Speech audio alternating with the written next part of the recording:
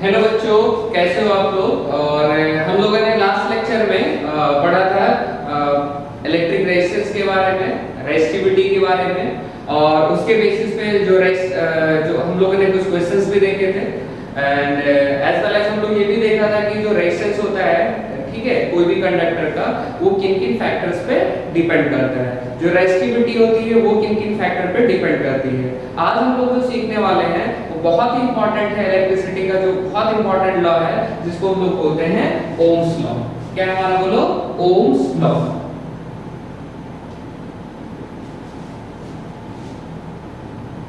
ठीक है, अच्छा इधर देखो, ये जो ओम्स लॉ होता है ये क्या होता है, मैं सबसे पहले आपको समझाता हूं। तो देखो ओम ने क्या बोला था कि अगर हमारे पास देखो कोई कंडक्टर है, जैसे मान लो ये हमारा क्या, हमारा बोलो कंडक्टर है, और इसके क्रॉस मैं कुछ पोटेंशियल डिफरेंस अप्लाई किया with the help of cell. ठीक है, मान लेते इसके क्रॉस जो पोटेंशियल डिफरेंस अप्लाई किया मान लेते V है।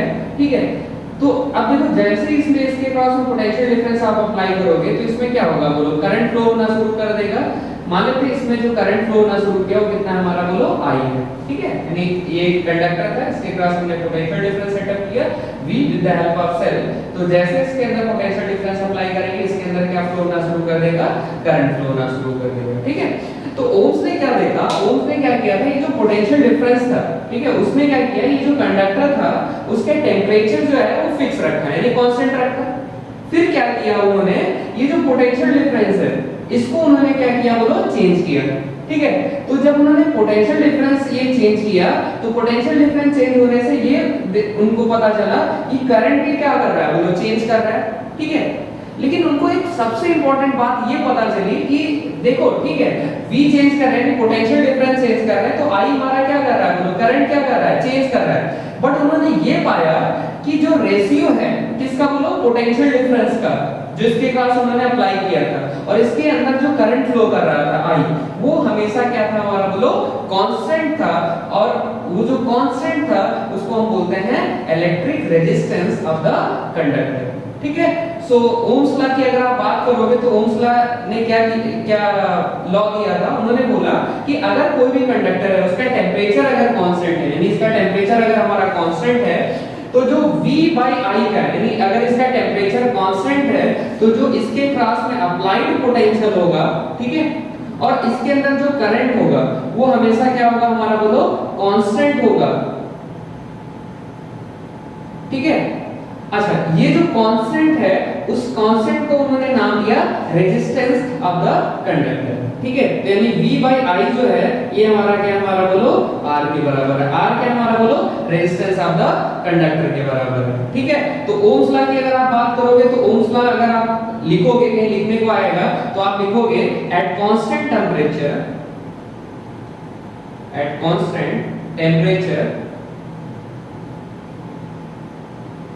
the ratio of applied potential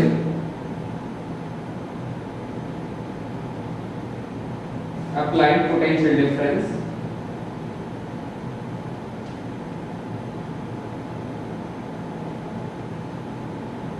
across the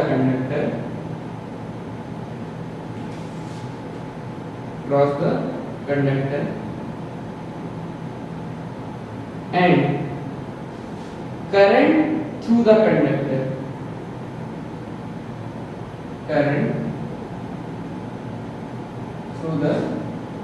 conductor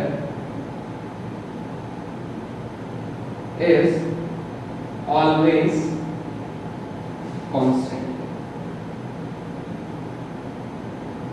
ठीक है, ये this is the Ohm's law. Ohm's law क्या है हमारा, बोलो, एट द कांस्टेंट टेंपरेचर। कुछ लोग क्या करते हैं, बोलो, ओम्स लॉ बोलने के लिए उन्हें बोल देते हैं the ratio of applied potential difference across the conductor and the current through the conductor is always constant, जो कि गलत है। ठीक है, यानी जब भी ओम्स लॉ बोलोगे तो वहां पे एक चीज, ये चीज बहुत बोलना जरूरी है, एट कांस्टेंट टेंपरेचर। ठीक है, तो जब भी ओम्स लॉ के बारे में उनसे पूछेगा ओम्स लॉ क्या होता है तो आप बोलोगे at the constant temperature potential difference जो अप्लाई किया है और जो करंट उसमें फ्लो कर रहा है उसका रेशियो क्या है हमारा बोलो कांस्टेंट है, और उस कांस्टेंट को अपने लोग क्या बोलते हैं बोलो रेजिस्टेंस बोलते हैं। रेजिस्टेंस के बारे में हम लोग ऑलरेडी पढ़ चुके हैं लास्ट क्लास में, है ना। अच्छा, इसका यूनिट क्या होता है हमारा बोलो, रेजिस्टेंस का यूनिट क्या होता है, ओम होता है।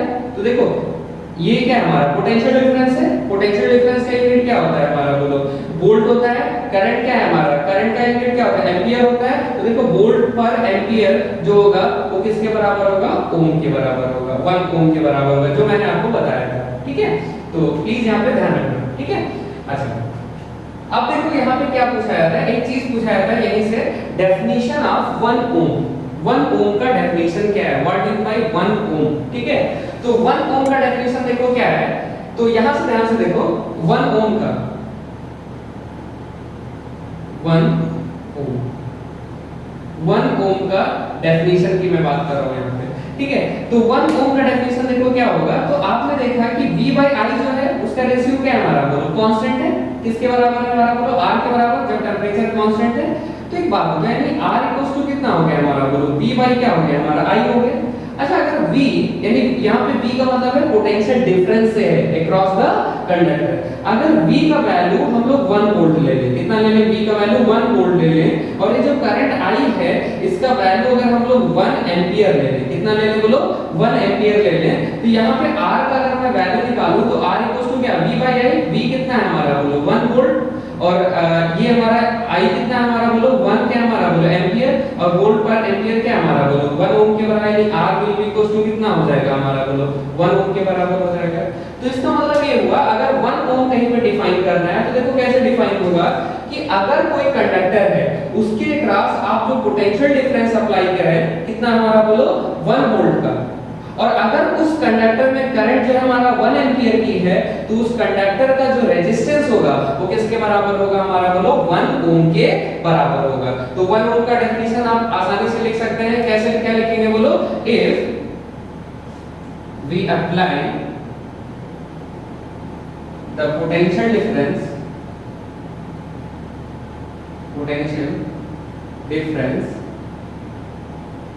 Of 1 volt across the conductor and the current through the conductor and the current through the conductor is 1 ampere, ठीक है। then the resistance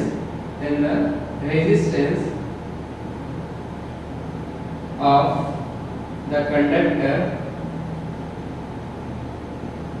will be 1 ohm, ठीक है। तो basically this is the definition of क्या हमारा बोलो 1 ओम। यानी अगर आपसे कहीं पूछा है, जैसे आपको मैंने लास्ट टू लास्ट लेक्चर में बताया था डेफिनेशन ऑफ 1 वोल्ट, वैसे ही यहाँ पे क्या हमारा बोलो ये क्या हमारा डेफिनेशन ऑफ क्या हमारा 1 ओम है। 1 ओम का क्या डेफिनेशन है कि अगर कोई कंडक्टर है उसके क्रॉस पोटेंशियल डिफरेंस कितना अप्लाई करते हैं 1 वोल्ट का, अगर उसके अंदर करंट 1 एंपियर की है तो वो जो कंडक्टर का रेजिस्टेंस होगा वो किसके बराबर होगा हमारा बोलो, किसके बराबर होगा बोलो 1 ओम के बराबर होगा, ठीक है।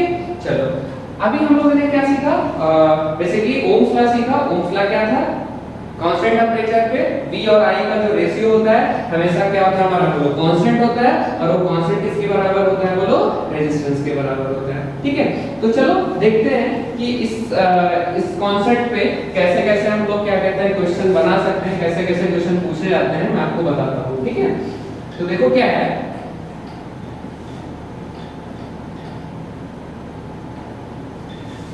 देखो इसमें पहला क्वेश्चन है कि एक हमारा क्या हमारा बोलो ये हमारा एक कंडक्टर है, ठीक है, और इस कंडक्टर के क्रॉस में मैंने क्या किया, यहाँ पे एक बैटरी सेल लगा दिया, और इस सेल का जो पोटेंशियल, ये जो सेल है इसके क्रॉस जो पोटेंशियल डिफरेंस डेवलप किया वो मान लेते हैं 5 वोल्ट का डेवलप किया, ठीक है।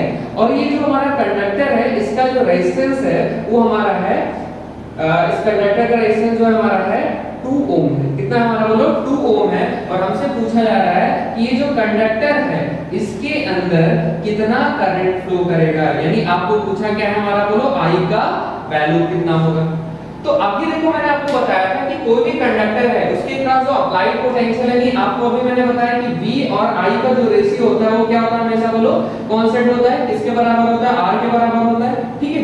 तो यहाँ पे देखो क्या हमारा V गिवन है, R गिवन है और I पूछ रहा है, तो I का वैल्यू किसके बराबर हो जाएगा, I के वैल्यू की अगर आप बात करोगे तो ये हो जाएगा V/R के बराबर हो जाएगा। V का वैल्यू कितना है यहाँ पे बोलो 5 वोल्ट और R का वैल्यू कितना है हमारा, बोलो हमारा 2 वोल्ट। तो ये हमारा क्या है, हमारा 5 वोल्ट और ये R का वैल्यू कितना है हमारा 2 ओम। तो I का वैल्यू कितना हो जाएगा, बोलो 5/2 यानी कितना हो जाएगा 2.5 एम्पीयर, ठीक है। अच्छा ये I एम्पीयर में कब आएगा, जब ये V का वैल्यू भी SI यूनिट में रखेंगे और R का वैल्यू भी SI यूनिट में रखेंगे। V का SI वैल्यू SI यूनिट क्या होता है, वोल्ट होता है और R का SI यूनिट क्या होता है हमारा, ओम होता है। तो मैंने दोनों का SI यूनिट में रखा तो करंट का SI यूनिट आया यानी एम्पीयर आया, ठीक है। चलो एक क्वेश्चन और देखते हैं, क्वेश्चन नंबर 2।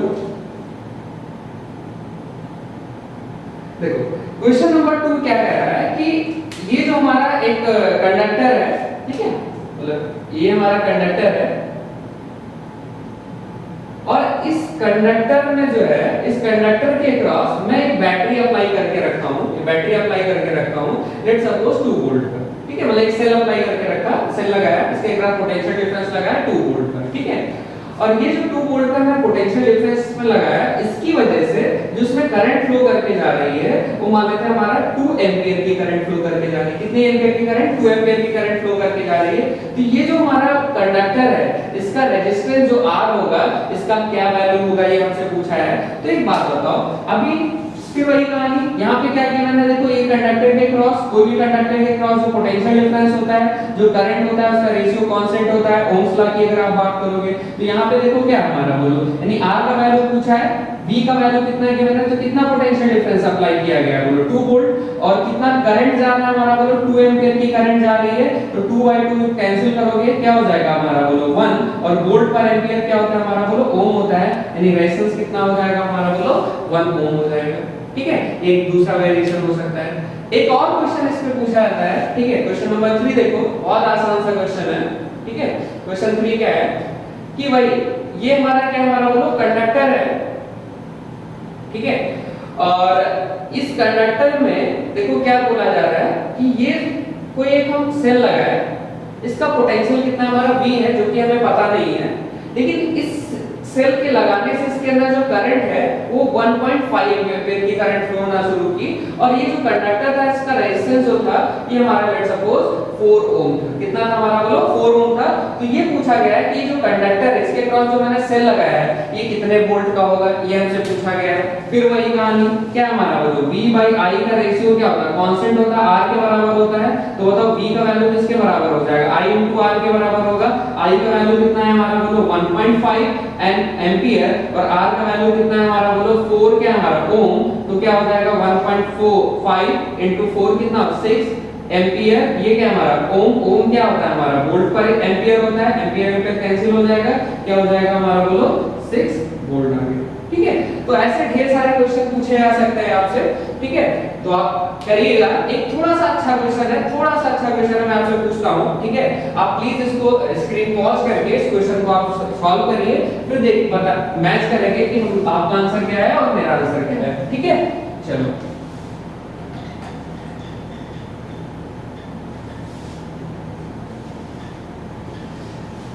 देखो क्या पूछा जा रहा है कि ये हमारा एक कंडक्टर है, इसके क्रॉस जो मैं पोटेंशियल डिफरेंस यहाँ में अप्लाई किया, इसके क्रॉस जो मैंने यहाँ पे पोटेंशियल डिफरेंस अप्लाई किया V, वो हमारा 4 वोल्ट का है। कितना हमारा, बोलो 4 वोल्ट का है। और ये जो कंडक्टर है इसका रेजिस्टेंस जो है हमारा 2 ओम है। क्या हमारा, बोलो 2 ओम है। इसमें पूछा क्या जा रहा है, इसमें पूछा जा रहा है find the number of electrons move through the conductor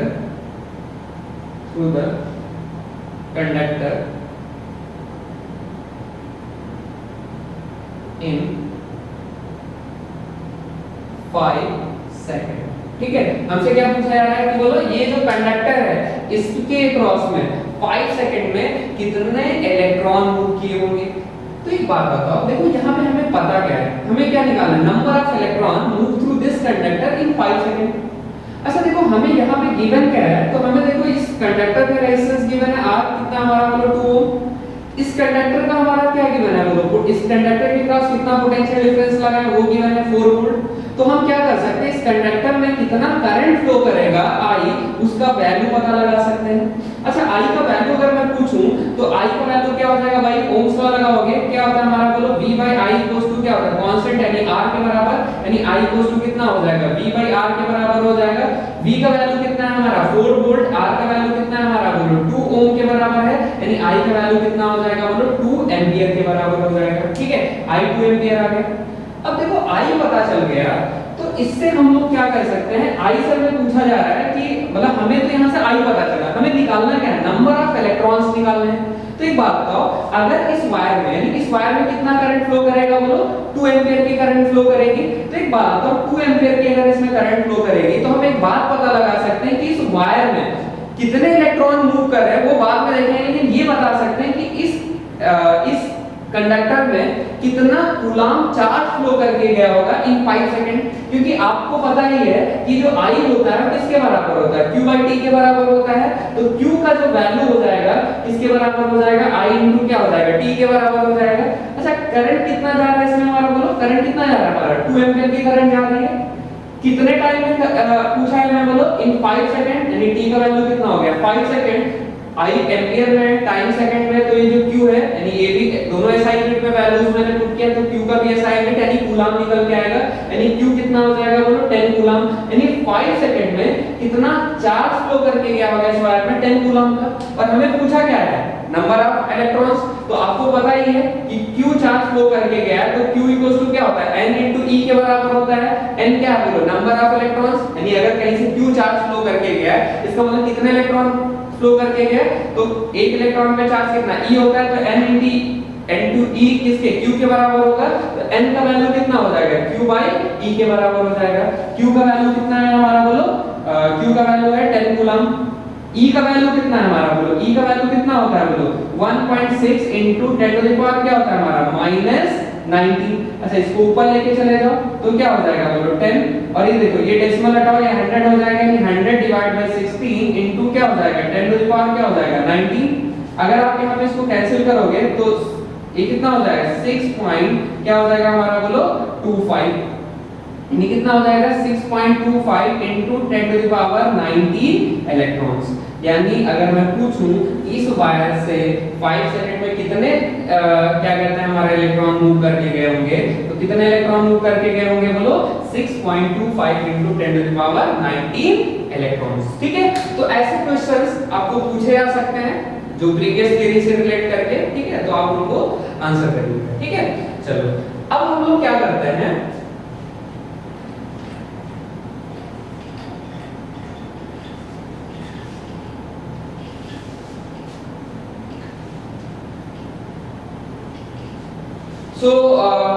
हम लोग अभी तक क्या सीखे बोलो ओम्स लॉ के बारे में पढ़ लिए। अब देखो क्या होता है, यहाँ पे एक चीज पूछा जाता है V versus I graph, I versus V graph, उसके बेसिस पे कुछ क्वेश्चंस। ठीक है, तो ये ग्राफ सीखने से पहले मैं आपको कुछ चीजें बेसिक बातें हैं जिन पे अच्छे अच्छे क्वेश्चंस बनते हैं, आप उनको सॉल्व कर पाओ एनटीएससी के लिए, और बोर्ड एग्जाम में भी अच्छे अच्छे क्वेश्चन पूछे जाते हैं। उसके लिए मैं कुछ मैथ्स का एक कॉन्सेप्ट है, बेसिकली आईसीएससी वाले पढ़े होते हैं बट सीबीएसई में थोड़ा सा नहीं पढ़ाया जाता है। ठीक है, तो दोनों के लिए रिवाइज हो जाएगा कॉन्सेप्ट। तो आप देखो यहाँ पे क्या है, तो ग्राफ सीखने के लिए यानी ओम्स लॉ के हिसाब से V versus I versus V, उस वो ग्राफ हमें क्या देता है, ठीक है, वो सारी चीज सीखने से पहले हम लोग सबसे पहले यहाँ पे क्या पता करना चाहेंगे कि स्लोप क्या होता है। एक टर्म होता है हमारा बोलो स्लोप।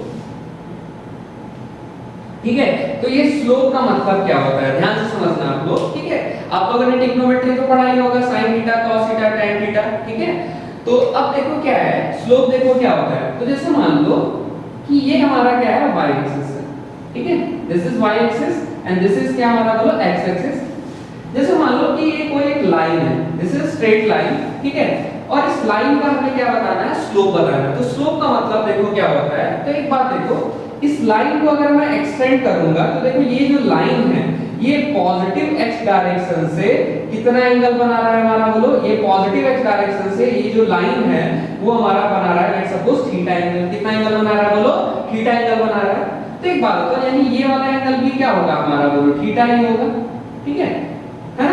तो अब देखो एक बात बताओ कि जैसे मान लो ये लाइन है, इस लाइन का अगर मैं स्लोप पूछूं तो स्लोप का मतलब क्या होता है, स्लोप को बेसिकली हम लोग m से डिनोट करते हैं। कैसे डिनोट करते हैं, बोलो m से डिनोट करते हैं। और स्लोप का वैल्यू किसके बराबर होता है, तो कोई भी लाइन का जो स्लोप होता है, तो आप ये देखो कि वो जो लाइन है वो पॉजिटिव x एक्सिस से एंटी क्लॉकवाइज सेंस में कितना एंगल बना रहा है। तो यहाँ पे एंगल कितना बना है, बोलो थीटा बना है। तो इस लाइन का जो स्लोप m होगा वो tan थीटा के बराबर होगा। किसके बराबर होगा हमारा, बोलो tan थीटा के बराबर होगा। तो बेसिकली स्लोप इसका मतलब क्या हुआ हमारा, बोलो tan of the angle made by the line with positive x axis in anti clockwise sense, उसको अपने लोग क्या बोलते हैं, स्लोप बोलते हैं। सिंपल से समझो, कोई भी लाइन पॉजिटिव x डायरेक्शन से एंटी क्लॉकवाइज कितना एंगल बना रहा है, ठीक है, उसी के tan को अपने लोग क्या बोलते हैं, स्लोप बोलते हैं, ठीक है। अच्छा ये तो हो गया। अब देखो यानी कहीं पे भी कोई भी लाइन x एक्सिस से कितना एंगल बना रहा है, वो अगर हमें एंगल पता है तो हम लोग उसका क्या बता सकते हैं, स्लोप बता सकते हैं। जैसे मान लो इधर देखो, जैसे मान लो ये लाइन है मेरा, ठीक है, जैसे मान लो ये लाइन है, ठीक है, और ये लाइन जो हमारा है लेट्स सपोज 30 डिग्री एंगल बना रहा है। कितना एंगल बना रहा है, ये हमारा y एक्सिस है, ये हमारा x एक्सिस है। तो देखो ये लाइन कितना एंगल बना रहा है हमारा, बोला x एक्सिस के साथ, तो 30 डिग्री बना रहा है। तो अगर मैं पूछूं इस लाइन का स्लोप कितना होगा, तो इस लाइन का जो स्लोप m होगा वो कितना हो जाएगा, बोलो हमारा, मैंने क्या बोला था, कोई भी लाइन का जो स्लोप होता है tan ऑफ थीटा, थीटा क्या है, angle made by the line with positive x axis in anti clockwise direction. तो यहाँ पे पॉजिटिव x एक्सिस से एंटी क्लॉकवाइज डायरेक्शन में कितना एंगल बना रहा है, 30 डिग्री बना रहा है। तो स्लोप जो m होगा वो किसके बराबर होगा, tan 30 के बराबर होगा। आपको पता है tan 30 का वैल्यू कितना होता है हमारा, बोलो tan 30 का वैल्यू होता है 1/√3, ठीक है, कितना होता है हमारा 1/√3। तो इस लाइन का स्लोप कितना हो गया, बोलो 1/√3 हो गया, ठीक है। अब जैसे मान लो इधर देखो, जैसे मान लो कि कोई लाइन है, ठीक है, जैसे मान लो ये कोई लाइन है और ये लाइन जो है ये मान लेते हैं हमारा, ये देखो ये वाला एंगल जो है हमारा है, ये x एक्सिस है, ये हमारा y एक्सिस है, ठीक है, और ये जो एंगल है ये हमारा एंगल 135 डिग्री है। तो अगर मैं इस लाइन का स्लोप पूछूं m, तो m इक्वल्स टू अगर कोई लिख देता है tan 135, जो कि गलत है। देखो क्या है, ये स्लोप जो है वो m जो है, स्लोप जो है किसका है, tan ऑफ थीटा, ठीक है, tan थीटा के बराबर है। थीटा का angle made by the line with क्या हमारा पॉजिटिव x एक्सिस इन एंटी क्लॉकवाइज सेंस। तो देखो ये वाला जो एंगल है वो क्या हमारा, ये है नेगेटिव x एक्सिस से क्या हमारा क्लॉकवाइज सेंस में, है कि नहीं है, तो ये तो नहीं है थीटा। थीटा क्या हमारा, बोलो angle made by the line with क्या हमारा पॉजिटिव x एक्सिस इन एंटी क्लॉकवाइज सेंस। यहाँ पे थीटा का वैल्यू 135 नहीं है, थीटा का वैल्यू कितना हो जाएगा, बोलो थीटा का वैल्यू होगा 180 minus 135, it means that 45 degree. तो इस लाइन का जो स्लोप होगा m वो tan ऑफ 135 नहीं होगा, क्या हो जाएगा, बोलो हमारा tan ऑफ 45। tan 45 का वैल्यू कितना होता है, 1 होता है। तो इस लाइन का स्लोप कितना हो जाएगा, 1 के बराबर होता है, ठीक है। या जैसे मान लो एक लाइन और हमको दिया हुआ है, जैसे मान लो ये लाइन दिया हुआ है, ठीक है, ये लाइन हमें दिया हुआ है और ये जो लाइन है ये पॉजिटिव x एक्सिस से 60 डिग्री बना रहा है। और अगर मैं पूछूं कि बताओ स्लोप कितना है इस लाइन का, तो स्लोप की बात करोगे तो स्लोप कितना हो जाएगा, m जो होगा वो किसके बराबर हो जाएगा हमारा, बोलो tan ऑफ थीटा। थीटा क्या है हमारा, angle made by the line, angle made by line with positive x axis in anti clockwise sense. तो पॉजिटिव x एक्सिस से एंटी क्लॉकवाइज सेंस में कितना एंगल है, 60 डिग्री, यानी स्लोप जो होगा वो किसके बराबर होगा, tan 60 के बराबर होगा। tan 60 का वैल्यू कितना होता है हमारा, बोलो √3 होता है, यानी m यहां पे कितना आ जाएगा, बोलो √3 के बराबर आ जाएगा, ठीक है। तो एक बात यहां पे ध्यान से रखना, यानी स्लोप का मतलब आपको समझ में आ चुका। स्लोप का मतलब क्या है हमारा, बोलो m से लिखते हैं और m जो होता है tan थीटा के बराबर होता है। थीटा क्या है, उस लाइन का x एक्सिस के साथ, पॉजिटिव x एक्सिस के साथ एंटी क्लॉकवाइज डायरेक्शन में एंगल, ठीक है, आपको समझ में आ चुका होगा। अच्छा यहां से देखो एक बात और भी बताऊं कि जैसे मान लो कि कोई भी लाइन है, जैसे मान लो इस लाइन का अगर मैं स्लोप पूछूं, जैसे मान लो एक एग्जांपल और लेते हैं, जैसे मान लो ये लाइन है, ठीक है, ये y एक्सिस है, ये x एक्सिस है and this is the line, ठीक है, यानी पैरेलल टू x एक्सिस है। अगर मैं इस लाइन का मैं स्लोप पूछूं तो स्लोप अगर लिखोगे m तो क्या होता है हमारा, बोलो tan थीटा, और यहाँ पे थीटा का वैल्यू कितना है, तो x एक्सिस के पैरेलल यानी x एक्सिस के साथ कितना एंगल बना रहा है, 0 डिग्री, यानी tan 0 का वैल्यू कितना होता है हमारा, बोलो 0 होता है। अरे है कि नहीं है ना। अब जैसे मान लो एक क्वेश्चन और एक ले लेते हैं, जैसे मान लो एक लाइन है, ये मान लेते हैं y एक्सिस से x एक्सिस, जैसे मान लो ये लाइन है, ठीक है, ये लाइन क्या है हमारा, बोलो पैरेलल टू y एक्सिस है। यहां पे अगर मैं पूछूं पॉजिटिव x एक्सिस से एंटी क्लॉकवाइज डायरेक्शन में कितना एंगल है, तो आप बोलोगे 90 डिग्री। तो अगर मैं इस लाइन का स्लोप पूछूं m तो क्या हो जाएगा, बोलो tan 90 का वैल्यू क्या होता है, बेसिकली नॉट डिफाइन होता है, लेकिन लिमिटिंग सेंस में हम इसको क्या बोलते हैं, इनफाइनाइट। इस लाइन का स्लोप कितना है हमारा, बोलो इनफाइनाइट। अरे है कि नहीं है। तो देखो यहां से एक पैटर्न भी आपको नजर आ रहा होगा, ध्यान से देखना कि कोई भी लाइन x एक्सिस से जितना ज्यादा एंगल बनाएगा उसका स्लोप उतना ही ज्यादा है। जैसे यहाँ पे 0 डिग्री था तो स्लोप 0 था, यहाँ 30 डिग्री था तो 1/√3 था, अगर यहाँ पे 45 डिग्री था तो 1 था, 60 डिग्री था तो √3 था, 90 डिग्री था तो इनफाइनाइट था। यानी देखो थीटा अगर हम लोग बढ़ा रहे हैं तो देखो स्लोप का भी वैल्यूज क्या कर रहे हैं, बोलो ये 0 से बड़ा है, ये जो देखो ये 1 से बड़ा है, ये 1/√3 यानी 1 से छोटा आएगा, ये 1 के बराबर है कि नहीं, ये √3 यानी 1.7 समथिंग करके होता है। तो देखो जैसे जैसे आप थीटा बढ़ा रहे हो वैसे वैसे क्या है, tan थीटा का भी वैल्यू बढ़ रहा है। तो एक पैटर्न भी आप ऑब्जर्व करके रखना कि अगर आपका एंगल 0 से 90 के बीच में, यानी कोई भी लाइन अगर 0 से उस लाइन का एंगल 0 से 90 के बीच में है, ठीक है, तो जितना ज्यादा एंगल होगा स्लोप उतना ही क्या होगा हमारा, बोलो ज्यादा होगा उस लाइन का। ठीक है, चलो एक तो ये तरीका हो गया स्लोप निकालने का। एक और तरीका होता है, देखो समझो, देखो ये जो लाइन है तो यहाँ पे देखो हमें क्या है, डायरेक्टली आपको क्या होगा, प्रॉब्लम में अभी तक क्या हो रहा था, डायरेक्टली आपको एंगल पता थे कि कितना एंगल बना रहा है x एक्सिस से, और आप स्लोप निकाल दे रहे थे। अब दूसरा तरीका क्या है कि ये जो लाइन है, ये जो लाइन है ये कितना एंगल बना रहा है, थीटा जो है हमें पता नहीं है। हमें क्या पता है, इस लाइन पे कोई भी दो पॉइंट पता है। लेट्स सपोज एक पॉइंट ये है और इसका नाम क्या है हमारा, लेट्स सपोज ये पॉइंट जो है इसके कोऑर्डिनेट्स जो हैं वो x1, y1 है, और ये जो पॉइंट है इसके कोऑर्डिनेट्स लेट्स सपोज x2, क्या हमारा, बोलो y2 है। यानी इस लाइन पे कोई भी दो पॉइंट हमें पता है और हमें इस लाइन का क्या चाहिए, स्लोप चाहिए। तो देखो कैसे निकलेगा, तो एक बात बताओ, इधर ध्यान से देखो, बहुत सिंपल सी बात है।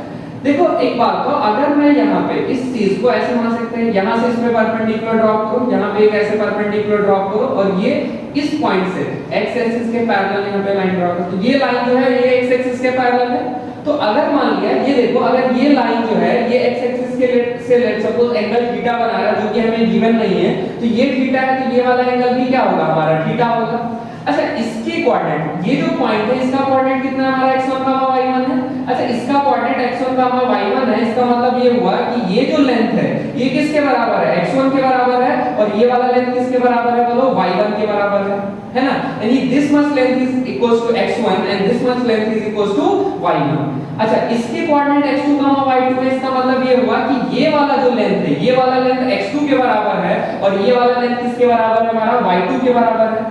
तो यहां से ध्यान से देखो, ये लेंथ की अगर मैं बात करूं, दिस मच लेंथ की अगर मैं बात करूंगा, तो ये जो लेंथ होगा वो बताओ किसके बराबर होगा, तो ये वाला है x2, ये वाला है हमारा x1, तो दिस मच लेंथ हो जाएगा x2 माइनस क्या हो जाएगा, x1 के बराबर हो जाएगा।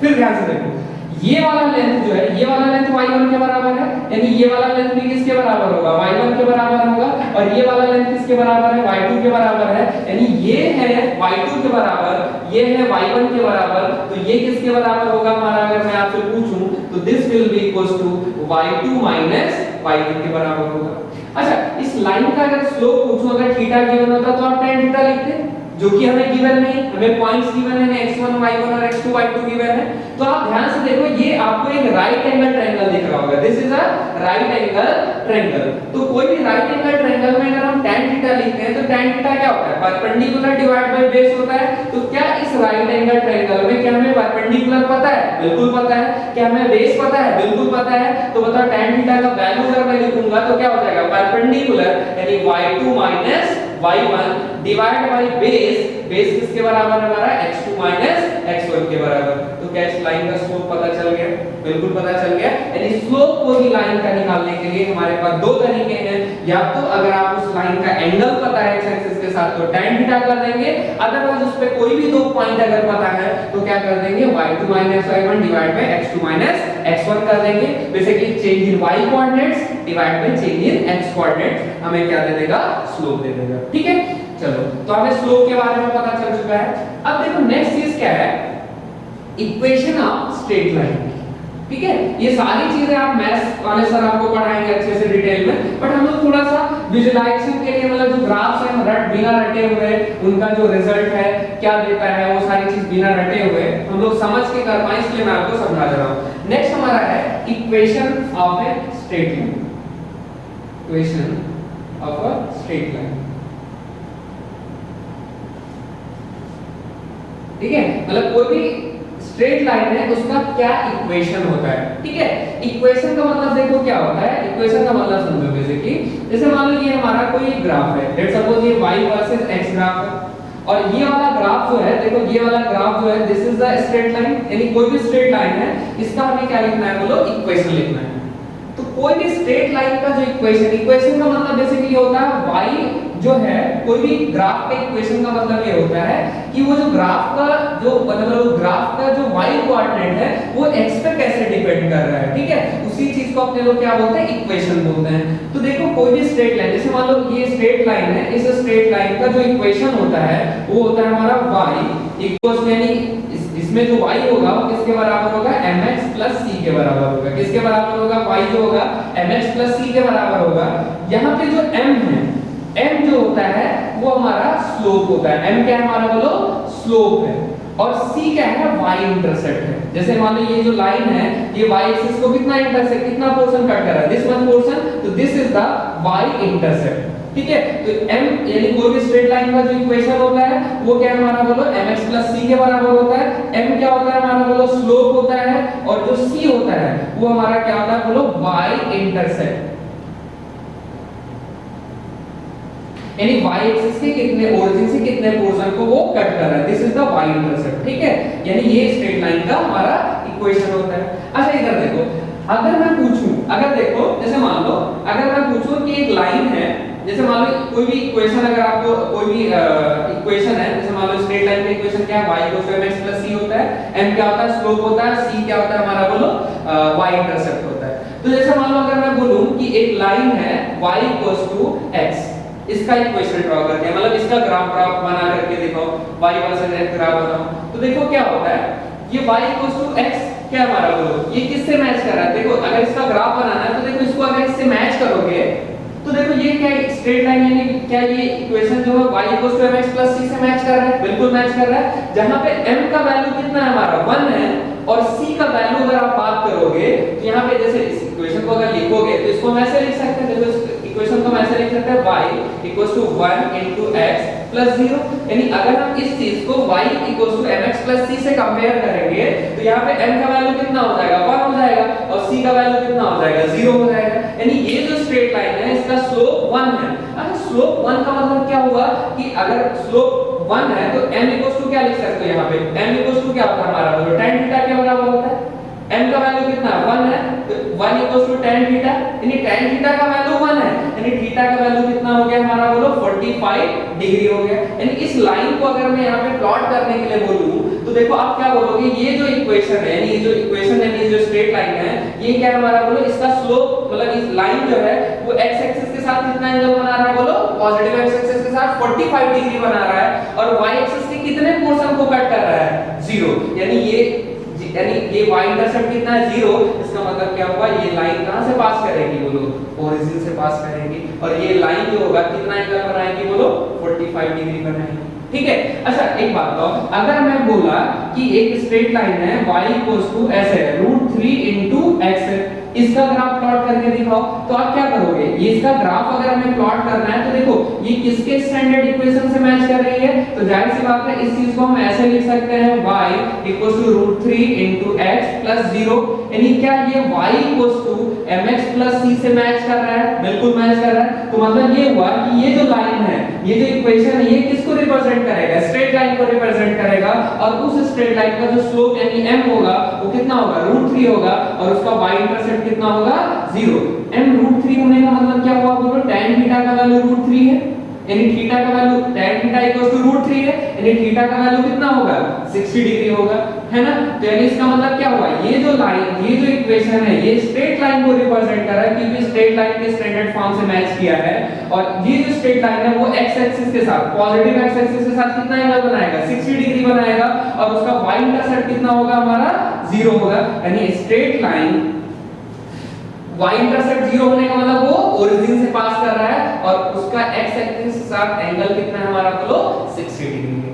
ठीक है तो आई होप आप लोग स्लोप को भी समझ चुके होंगे और कोई भी स्ट्रेट लाइन है उसका इक्वेशन ये होता है y = mx + c होता है यानी कोई भी अगर इक्वेशन है इस फॉर्म में मैच किया इस फॉर्मेट में अगर आ गया y = mx + c फॉर्मेट में आ गया तो वो जो इक्वेशन होगा किसको रिप्रेजेंट करेगा यानी अगर स्ट्रेट लाइन है तो इसका इक्वेशन ये होगा इसका उल्टा अगर कोई भी इक्वेशन इस फॉर्मेट में है तो उसका जो ग्राफ होगा कैसे होगा स्ट्रेट लाइन होगा और उस स्ट्रेट लाइन में ये जो m होगा ये m क्या होगी x का जो कोएफिशिएंट होगा m जो होगा वो क्या होगा हमारा स्लोप को रिप्रेजेंट करेगा और ये जो c है क्या हमारा बोलो y इंटरसेप्ट को रिप्रेजेंट करेगा। स्लोप तो हमें आता ही है y इंटरसेप्ट क्या होगा वो लाइन y एक्सिस के कितने पोर्शन को कट कर रहा है। ठीक है तो आई होप आप अगर इक्वेशन गिवन है तो उसको प्लॉट भी कर पाओगे और कोई इक्वेशन स्ट्रेट लाइन का इक्वेशन दिया है एक स्ट्रेट लाइन दिया है तो उसका इक्वेशन भी हम लोग लिख सकते हैं। ठीक है चलो अब हमारा क्या है ये बेसिकली अभी तक जो मैं यहाँ पे बताया स्लोप से लेके अभी तक ये हमारा फिजिक्स का पोर्शन नहीं मैथ्स का पोर्शन है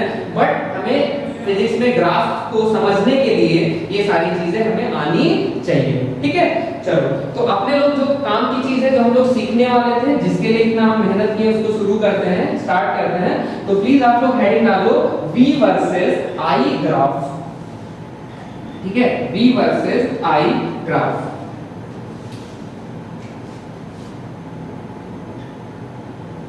VI ग्राफ।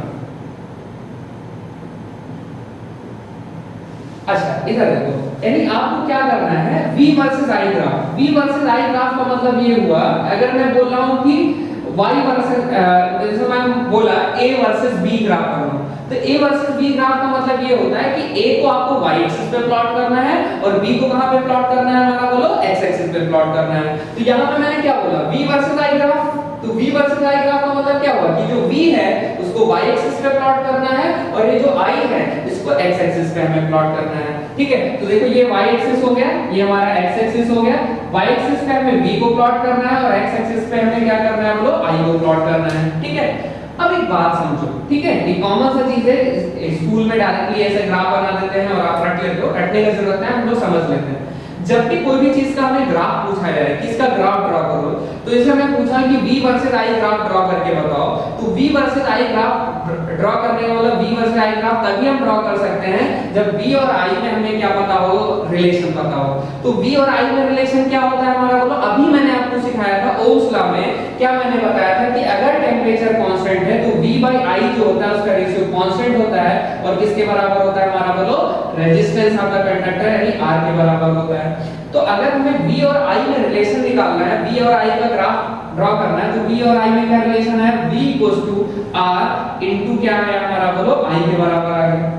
अब बताओ ये किसका इक्वेशन है मतलब इसका क्या ग्राफ होगा। तो एक बात सोचो इधर देखो ये जो y v है इसको हम कहां पे प्लॉट कर रहे हैं y पे प्लॉट कर रहे हैं यानी this v is equivalent to क्या बेसिकली y एंड I को हम x एक्सिस पे प्लॉट कर रहे हैं यानी this I is equivalent to क्या हमारा x है और ये r क्या हमारा बोलो कांस्टेंट है यानी ये क्या हमारा कांस्टेंट है मान लेते हैं कांस्टेंट क्या है हमारा बोलो m है। तो बताओ ये जो इक्वेशन मैंने लिखा vi में जो रिलेशन हो किस फॉर्मेट में आ रहा है y mx के फॉर्मेट में आ रहा है। अच्छा y mx में के फॉर्मेट में आ रहा है जहां पे m का वैल्यू m कांस्टेंट है और m का वैल्यू किसके बराबर है बोलो r के बराबर है। तो यानी अगर v और i में मैं ग्राफ प्लॉट करूंगा तो v और i में जो ग्राफ प्लॉट किया तो v और i में रिलेशन क्या है बोलो y mx के फॉर्मेट में है।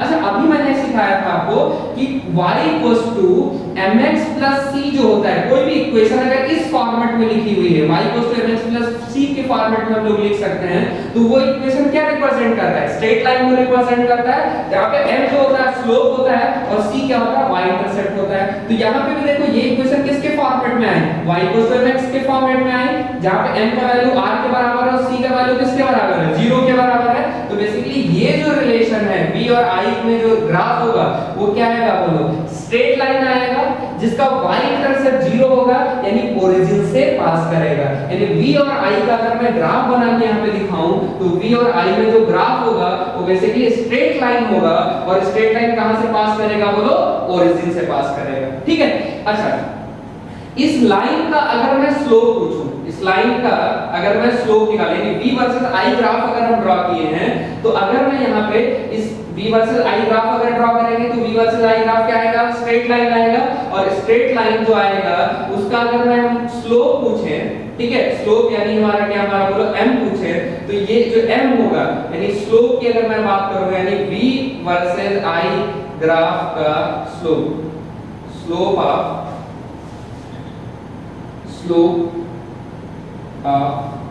v वर्सेस i ग्राफ, यानी v वर्सेस i ग्राफ कैसा आएगा हमारा बोलो, v वर्सेस i ग्राफ कैसा है हमारा बोलो, straight line passing through origin. और इस ग्राफ का अगर मैं स्लोप पूछूं तो स्लोप यहां से देखो, यानी इसको मैंने v वर्सेस i ये रिलेशन आया था, y को mx c से कंपेयर किया, m क्या था, स्लोप था, तो यहां पे स्लोप जो है m वो किसके बराबर आया हमारा बोलो, किसके बराबर है, r के बराबर आया है। यानी slope of v versus i graph वो हमारा क्या देगा, r देगा।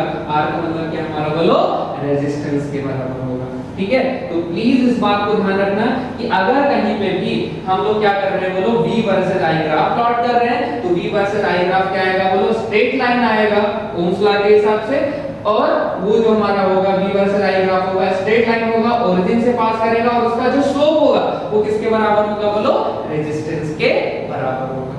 ठीक है, चलो ये बहुत इंपॉर्टेंट पॉइंट है जो आपको ध्यान रखना है। क्या ध्यान रखना है, स्लोप ऑफ vi ग्राफ किसके बराबर है, रेजिस्टेंस के बराबर है, r के बराबर है। यानी slope of vi graph r के बराबर होता है। और स्लोप कैसे निकालना है मैं आपको सिखा चुका हूं। अगर एंगल गिवन है तो tan थीटा, अगर पॉइंट गिवन है तो y2 y1 divide by x2 x1 करके निकाल देंगे। ठीक है, तो आई थिंक आपको समझ में आ चुका होगा। ठीक है, अब देखो नेक्स्ट ग्राफ यहाँ पे जो पूछा जाता है, अभी हम लोग क्या पढ़े, v वर्सेस i ग्राफ ये हम लोगों ने बनाया है। ठीक है, जो कि स्ट्रेट लाइन ओरिजिन से पास कर रहा है, और इस ग्राफ का स्लोप रेजिस्टेंस के बराबर है।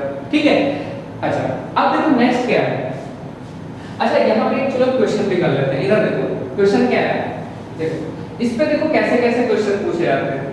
जैसे मान लो कि अगर मैं जैसे मान लो कि हमने v versus i graph draw किया, इधर देखो v versus i graph draw किया, v versus i graph draw किया दो मटेरियल के लिए, एक मटेरियल A और एक मटेरियल B के लिए। तो जो मटेरियल A का जो हमारा v वर्सेस i ग्राफ है ये A था, यानी ये क्या है हमारा बोलो, ये v वर्सेस i ग्राफ है, किसके लिए बोलो, फॉर मटेरियल A। ठीक है, एक दूसरा मैंने graph v versus i graph में ड्रॉ किया, लेकिन किसके लिए बोलो, हमारा मटेरियल B के लिए, वो हमारा ये आ गया।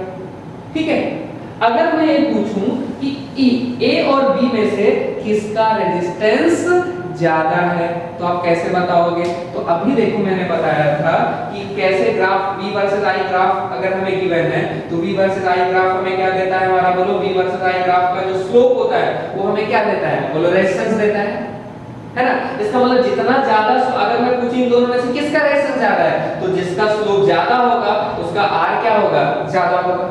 अच्छा स्लोप क्या होता है, tan थीटा के बराबर होता है। और मैंने आपको अभी बताया कि थीटा अगर 0 से 90 के बीच में था, यानी 0 था, tan 0 का वैल्यू 0 होता है, tan 45 1 होता है, tan 0 0 होता है, tan 30 1/√3 होता है, tan 45 1 होता है, tan 60 √3 होता है, tan 90 इनफाइनाइट होता है लिमिटिंग सेंस में। तो आप देख रहे हो कि जैसे जैसे 0 से 90 के बीच में हम थीटा बढ़ा रहे हैं, वैसे वैसे tan थीटा क्या कर रहा है, बढ़ रहा है। यानी थीटा जितना ज्यादा होगा tan थीटा उतना ज्यादा होगा, इसका मतलब स्लोप उतना ज्यादा होगा। तो इन दोनों में से अगर मैं पूछूं A और B में से किसका स्लोप ज्यादा है, तो देखो किसका एंगल ज्यादा है, ये A का एंगल, ये देखो B एंगल बना रहा है, मान लेते हैं थीटा B, और A जो एंगल यहाँ पे बना रहा है वो कितना बना रहा है बोलो, हमारा थीटा A बना रहा है। तो थीटा A और थीटा B में से कौन बड़ा है, थीटा B बड़ा है, यानी इसका स्लोप B का स्लोप ज्यादा होगा और A का स्लोप क्या होगा, कम होगा। इसका मतलब रेजिस्टेंस ऑफ B क्या होगा, ज्यादा होगा, रेजिस्टेंस ऑफ A क्या होगा हमारा बोलो, कम होगा। ठीक है, तो ऐसे क्वेश्चन पूछ पूछे जा सकते हैं आपको क्या देगा कि दो मटेरियल के लिए क्या कहते हैं हमारा V versus I graph draw कर दिया गया और पूछा गया किसका रेजिस्टेंस कम है किसका रेजिस्टेंस क्या हमारा ज्यादा है। तो आप क्या करोगे, जिसका स्लोप ज्यादा हो V वर्सेस I ग्राफ का स्लोप क्या देता है, रेजिस्टेंस देता है, जिसका स्लोप जितना ज्यादा है रेजिस्टेंस उतना ज्यादा होगा। तो आप ध्यान दे सकते हो। अब देखो इस पे और एक क्वेश्चन कैसे बनाते हैं, इधर देखो नेक्स्ट देखो वेरिएशन देखो इस क्वेश्चन का।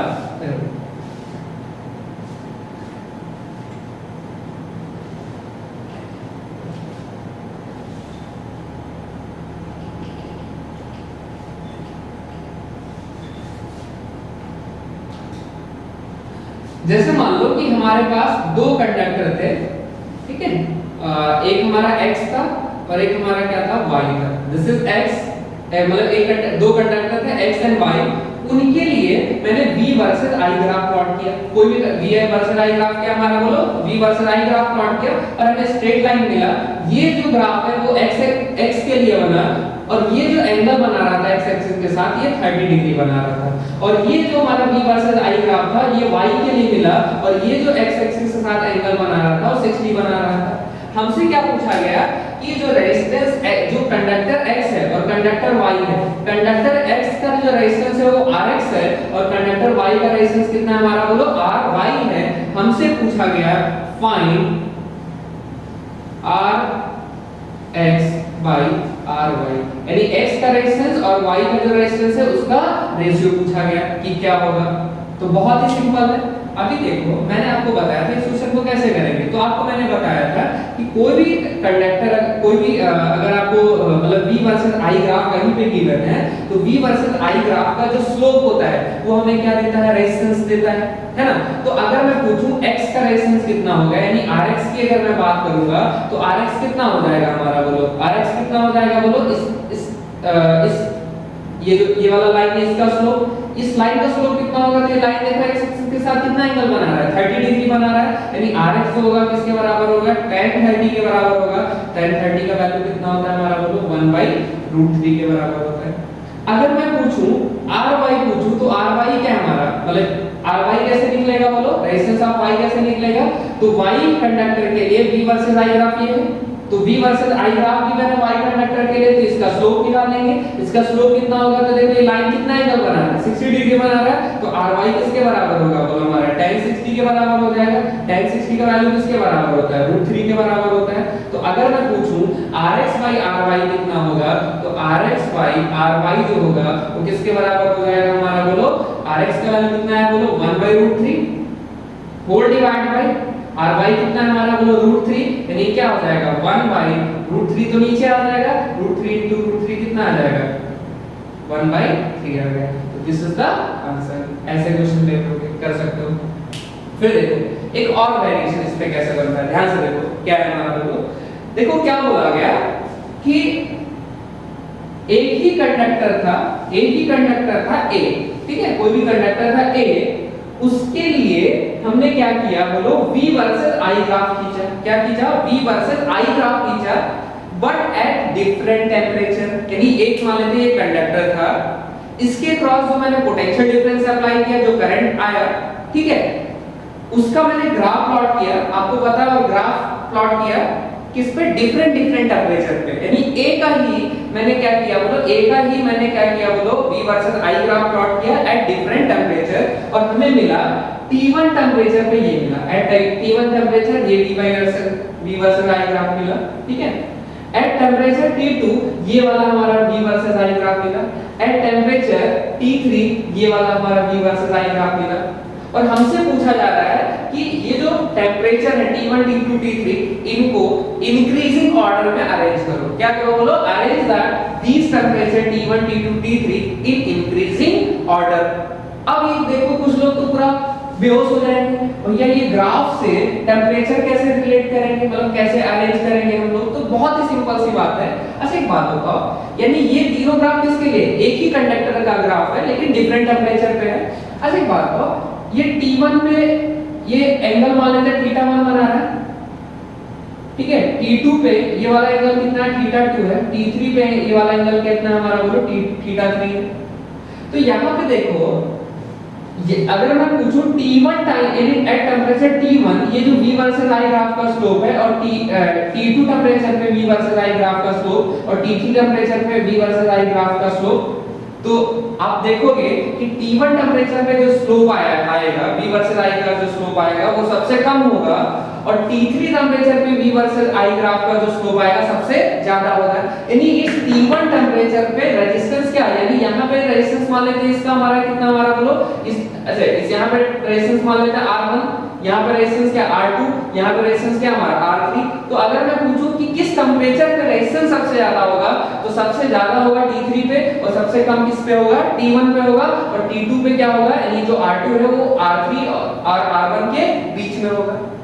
अच्छा आपको मैंने ये भी बात बताया था कि कोई भी कंडक्टर है अगर हम लोग टेम्परेचर बढ़ाते हैं तो रेजिस्टेंस क्या होता है वो बढ़ता है। यानी इसका मतलब क्या है T3 टेम्परेचर पे रेजिस्टेंस सबसे ज्यादा है ना, यानी कहां पे रेजिस्टेंस सबसे ज्यादा है R3 का वैल्यू सबसे ज्यादा है।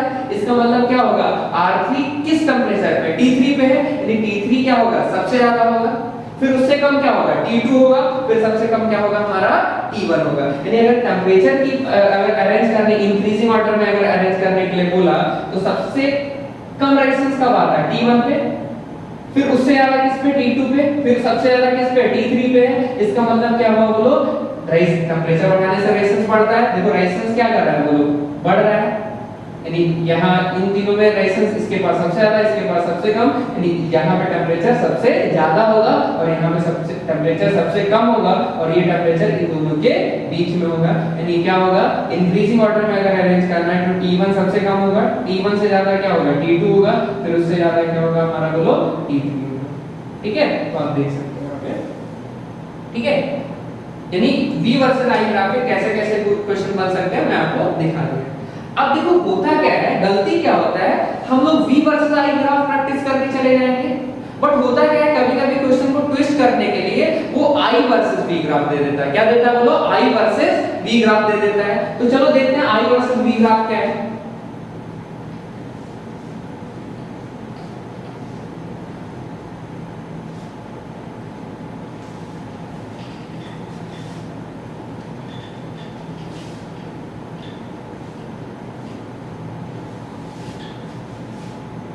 यानी अब हमारा नेक्स्ट टॉपिक क्या है हमारा बोलो I वर्सेस V ग्राफ। कुछ लोग बोलेंगे सर ये तो सेम है, क्या सेम है नहीं। I वर्सेस V का ग्राफ का मतलब क्या हुआ यहाँ पे हम लोग y एक्सिस पे किसको प्लॉट करेंगे बोलो I को प्लॉट करेंगे और v एक्सिस पे किसको x एक्सिस पे किसको प्लॉट करेंगे v को प्लॉट करेंगे। यानी I वर्सेस V ग्राफ चाहिए हमें। अच्छा I वर्सेस V ग्राफ चाहिए तो I और V में रिलेशन चाहिए हमें, तो I और V में एक ही रिलेशन तो अभी हमको पता है क्या होता है हमारा v by I is equal to क्या होता है हमारा r। तो यहाँ से देख सकते हो I इक्वल टू क्या लिख सकते हो बोलो 1 by r इनटू क्या हो जाएगा v हो जाएगा। यानी I और V में हमें रिलेशन मिल गया, यानी V चेंज करने से I कैसे चेंज कर रहा है वो हमें पता चल गया। अब एक बात बताओ देखो यहाँ पे जो इस केस में पहले I जो था इक्विवेलेंट टू x था क्योंकि I को हम x एक्सिस पे प्लॉट कर रहे हैं, इस केस में I को हम y एक्सिस पे प्लॉट कर रहे हैं। This I is equivalent to y और ये पहले v जो था वो किसके y के इक्विवेलेंट है, लेकिन अभी v जो है कहां पे x एक्सिस पे प्लॉट कर रहे हैं। यानी v इज इक्विवेलेंट टू क्या हमारा x है और ये r क्या है ये 1 by r क्या है स्लोप यानी m यानी क्या है हमारा कांस्टेंट है। यानी अगर हम लोग ये इक्वेशन को देखें ये इक्वेशन किस फॉर्मेट में आ रही है y mx। अच्छा y mx प्लस c ये मतलब ये किसी स्टैंडर्ड फॉर्म में आ रहा है, किसी स्टैंडर्ड कर्व का इक्वेशन है बिल्कुल किसका हमारा स्ट्रेट लाइन का। स्ट्रेट लाइन का इक्वेशन क्या होता है y mx c के फॉर्मेट में आ रहा है जहां पे m का वैल्यू अगर यानी ये जो I वर्सेस V है वो किस फॉर्मेट में है y mx c के फॉर्म में। यानी I वर्सेस V ग्राफ भी क्या आएगा बोलो स्ट्रेट लाइन आएगा। अच्छा वो जो स्ट्रेट लाइन आएगा उसका जो स्लोप होगा यानी m जो होगा वो किसके बराबर होगा 1 by r के बराबर होगा। प्लीज नोट दैट वहां पे V वर्सेस I ग्राफ में क्या था हमारा बोलो ग्राफ जो आया था स्ट्रेट लाइन ही आया था जिसका स्लोप रेजिस्टेंस के बराबर था, लेकिन यहाँ पे जो स्लोप है ये 1 by रेजिस्टेंस के बराबर है। ठीक है और इस वहां पे y इंटरसेप्ट कितना था 0 था, यहाँ पे भी y इंटरसेप्ट क्या है हमारा बोलो 0 है। यानी अगर हम y versus I versus V graph draw करेंगे तो I वर्सेस V ग्राफ भी स्ट्रेट लाइन आएगा पासिंग थ्रू ओरिजिन आएगा, लेकिन इस लाइन का जो हमारा स्लोप होगा, इस लाइन का जो स्लोप होगा वो किसके बराबर, r के बराबर नहीं होगा, किसके बराबर होगा, 1/r के बराबर होगा। बात समझ में? तो एक छोटा सा डिफरेंस है, आप प्लीज ध्यान रखना, क्वेश्चन लोग गलत कर जाते हैं। v वर्सेस i ग्राफ का स्लोप रेजिस्टेंस देता है, लेकिन यहाँ पे i वर्सेस v का जो ग्राफ होता है उसका जो स्लोप होता है रेजिस्टेंस नहीं, 1/रेजिस्टेंस देता है। ठीक है, तो यहाँ पे अगर मैं पूछूं कि slope of i versus v graph हमें क्या देगा, तो बताओ क्या देगा, बोलो, रेजिस्टेंस नहीं, 1/रेजिस्टेंस देगा। ठीक है, तो प्लीज आप इसको ध्यान रखना। ठीक है, अब देखो इस पे कैसे क्वेश्चन बनाते हैं और इस पे कैसे लोग गलती कर देते हैं। ठीक है, चलो हम लोग एक क्वेश्चन करते हैं। देखो क्या क्वेश्चन है हमारा, बोलो क्या क्वेश्चन है हमारा, बोलो। एक हमारा मतलब दो कंडक्टर है हमारे पास A एंड B, उनके लिए I versus V graph draw किया गया, I versus V graph draw किया गया, और हमें क्या मिला, ये कंडक्टर A के लिए मिला V versus I versus V graph, और ये कंडक्टर B के लिए मिला I वर्सेस V ग्राफ। हमें क्या पूछा जा रहा है, हमें ये पूछा जा रहा है कि ये बताओ कि इन दोनों कंडक्टर में से A और B में से किसका रेजिस्टेंस ज्यादा है।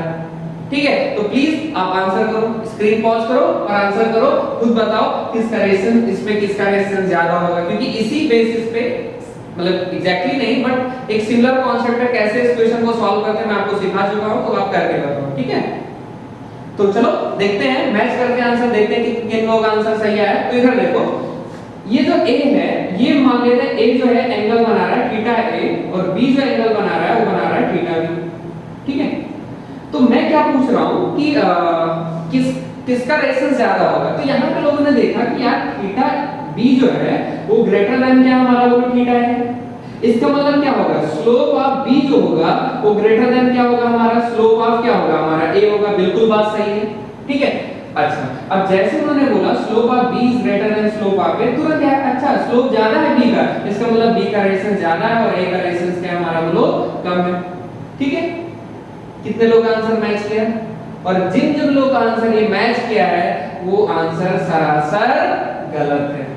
ठीक है, क्यों गलत है, ध्यान से देखो, लोग गलती कर देते हैं यहाँ पे।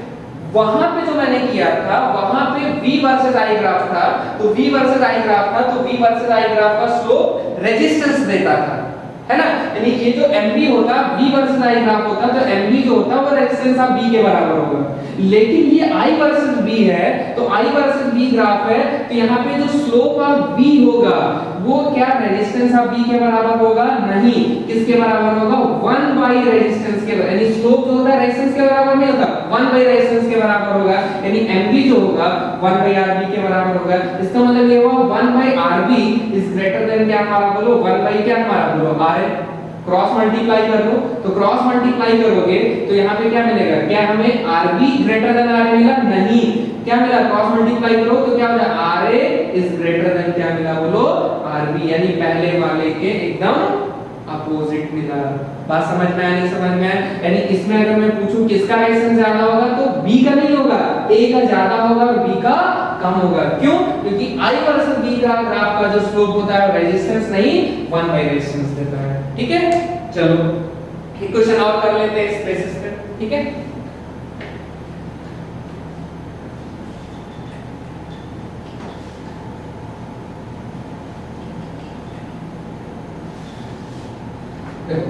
नेक्स्ट क्वेश्चन क्या है हमारा,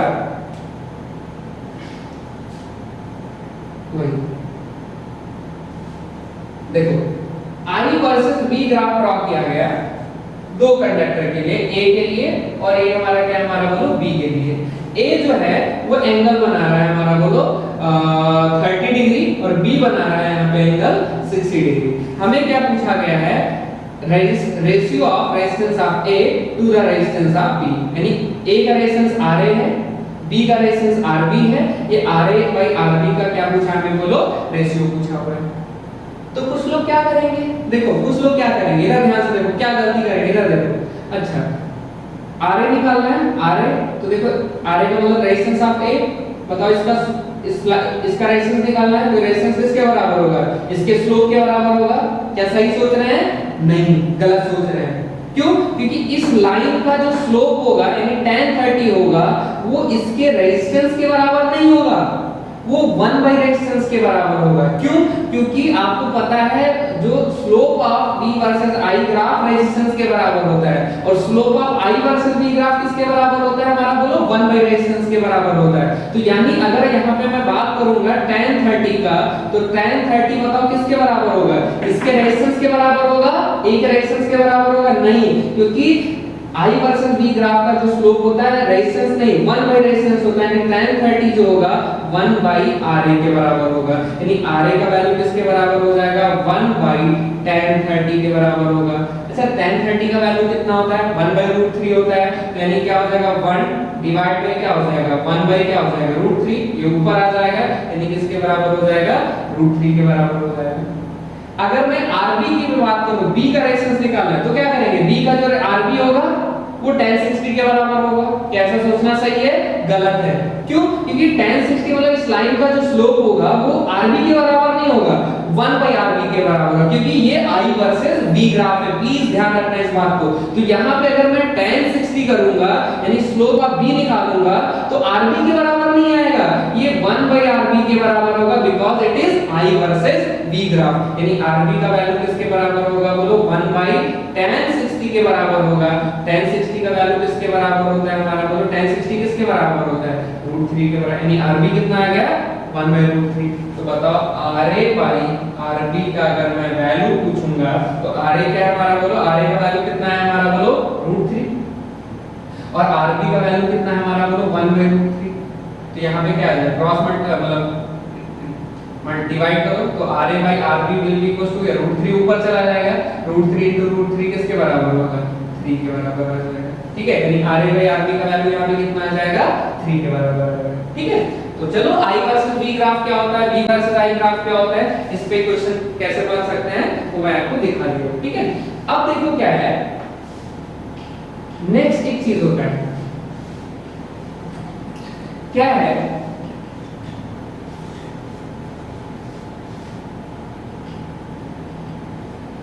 जो कंडक्टर्स होते हैं यानी जिनमें करंट क्या कर सकता है, फ्लो कर सकता है, वो दो टाइप के होते हैं। कंडक्टर जो होते हैं ये दो टाइप में डिवाइड किए गए। एक हमारे होते हैं ओमिक कंडक्टर, ठीक है, और एक कंडक्टर का जो टाइप होता है वो हमारा होता है नॉन ओमिक कंडक्टर। क्या होता है हमारा, बोलो नॉन ओमिक कंडक्टर। ठीक है, यानी कंडक्टर के कितने टाइप, दो टाइप, एक ओमिक कंडक्टर और एक हमारा क्या हमारा, बोलो नॉन ओमिक कंडक्टर।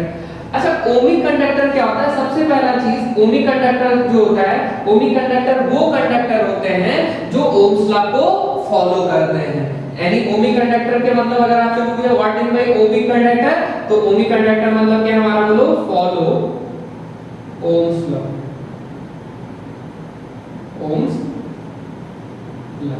सिंपल सा बात है, जो ओम्स लॉ को फॉलो करेंगे उनको ओमिक कंडक्टर बोलेंगे और जो ओम्स लॉ को फॉलो नहीं करेंगे यानी डज नॉट फॉलो ओम्स, ठीक है, यानी जो ओम्स लॉ को फॉलो नहीं करते हैं उनको क्या बोलते हैं, नॉन ओमिक कंडक्टर बोलते हैं।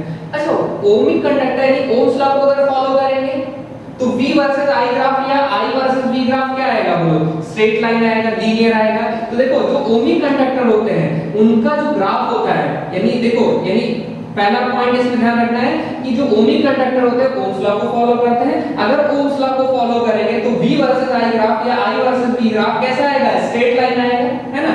यानी यहाँ पे लिख सकते हो V वर्सेस I ग्राफ जो होता है ओमिक कंडक्टर के लिए, V versus I graph for ohmic conductor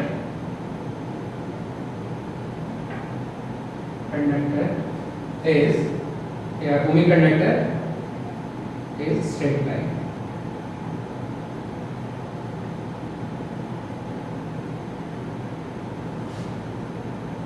यानी ओमिक कंडक्टर के लिए क्या हमारा बोलो होता है, पहला चीज ओम्स लॉ को फॉलो करे ओम्स लॉ को जो फॉलो करेगा उसका v वर्सेस i ग्राफ क्या होगा हमारा स्ट्रेट लाइन होगा। यानी जो नॉन ओमिक होगा, यानी जो ओम्स नॉन ओमिक मतलब जो ओम्स लॉ को फॉलो नहीं कर रहा है, तो ओम्स लॉ को अगर फॉलो नहीं कर रहा है यानी v वर्सेस i ग्राफ जो होगा यानी v by i जो वाला फार्मूला है वो वैलिड नहीं है ना। तो इसका मतलब इसके लिए क्या हो जाएगा बोलो, ये जो हमारा होगा वो क्या होगा, इसके लिए जो ग्राफ आएगा वो हमारा स्ट्रेट लाइन नहीं आएगा, कर्व आएगा, यानी नॉन लीनियर ग्राफ आएगा। ठीक है, यानी for non ohmic conductor, non ohmic conductor v versus i जो ग्राफ होता है, v वर्सेस i ग्राफ होता है वो हमारा क्या होता है बोलो, v versus i graph is क्या होता है हमारा बोलो नॉन लीनियर। नॉन लीनियर मतलब स्ट्रेट लाइन नहीं होगा। जैसे मान लो अगर मैं यहाँ पे बात करूं, जैसे मान लो यहाँ पे ये ग्राफ मैं ड्रॉ कर दूं, ये v वर्सेस i ग्राफ, या ये वाला v वर्सेस i ग्राफ, या ये हमारा क्या कहते हैं ये वाला कुछ v वर्सेस i ग्राफ। ठीक है, यानी ये सारे ग्राफ देखो कैसे है हमारे बोलो स्ट्रेट लाइन है, यानी ये सारे के सारे ग्राफ किसके लिए है, ओमिक कंडक्टर के लिए है। अगर हमारा नॉन ओमिक कंडक्टर है तो उनका ग्राफ कुछ ऐसे आएगा, नॉन लीनियर। ठीक है, यानी अगर कहीं पे ऐसे ग्राफ्स आ रहे हैं v वर्सेस i ग्राफ कुछ हमारे ऐसे आ रहे हैं। ठीक है, ठीक है, तो ये सारे किसके लिए हमारे बोलो नॉन ओमिक कंडक्टर के लिए। ठीक है, तो चलो आज इतना ही रखते हैं। ठीक है, बाकी हम लोग नेक्स्ट क्लास में डिस्कस करेंगे। और अभी तक जो भी मैंने पढ़ाया है उसके क्वेश्चन जो हैं उसको डीपीपी जो है मैं हम लोग आज अपलोड कर देंगे। ठीक है, सो आप प्लीज उनको देख लीजिएगा। ठीक है, उनको सॉल्व करिएगा और उनका जो सॉल्यूशन है मतलब जो होमवर्क बेसिकली है वो आपके लिए उसको आप करके फिर मेरे को व्हाट्सएप नंबर पे मेरे को आप पर्सनली सेंड करोगे। ठीक है, okay, thank you so much.